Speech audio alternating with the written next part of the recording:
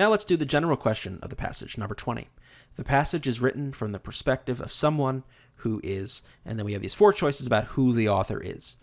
Now, the trick you want to avoid here is not confusing the author and what the author is doing with who the author writes about. So, for example, in this passage, the author is writing about scientists, specifically cites scientists, quotes them, talks about their studies. But just because the author is quoting scientists doesn't mean he or she himself or herself is a scientist, right? Could just be a science reporter, could be someone interested in science.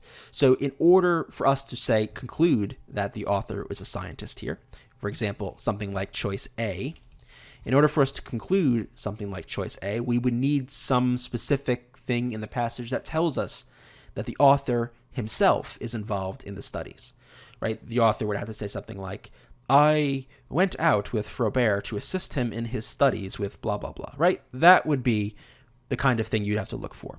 But in this case, we don't see anything like that. There's nothing in the passage that indicates the author is himself a scientist, himself involved in doing this research at all.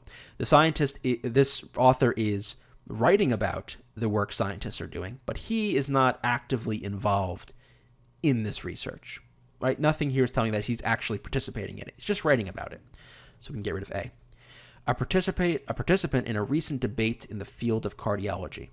Now, number one, there's no real debate being discussed here. It's not like one side has an idea and another side has an idea and they clash about it. It's scientists trying to figure out the answer to a question. So I wouldn't call this really a debate. It's not really in the field of cardiology. I mean, that's a little bit too specific. They do mention, heart disease and things cardiologists might be interested in, but again, it's too narrow. I wouldn't say B fits because we need to find something that encompasses more of the passage, not just little bits and pieces of it. C, the author is knowledgeable about advances in hibernator research. Yeah, seems reasonable. The author knows quite a bit about who's doing what research, the questions they're asking, the methods they use. Seems pretty good, right? This would be the kind of answer you would get if you were looking for, a science reporter. And that's essentially what it seems like this person is. Seems like a science reporter of some kind, or someone who studies science, at least from the outside. By the way, I just looked at the blurb. This is her name is Tina, so it's a woman. Apologies for that. D, an advocate for wildlife preservation.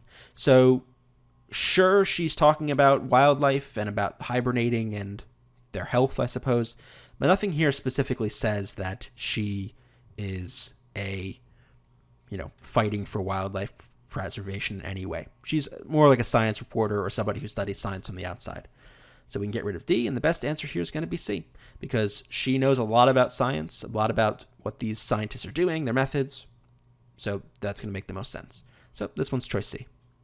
To learn more about Reason Prep's SAT, SAT subject test, and ACT video courses, go to reasonprep.com/enroll, and you can find the link in the description below the video.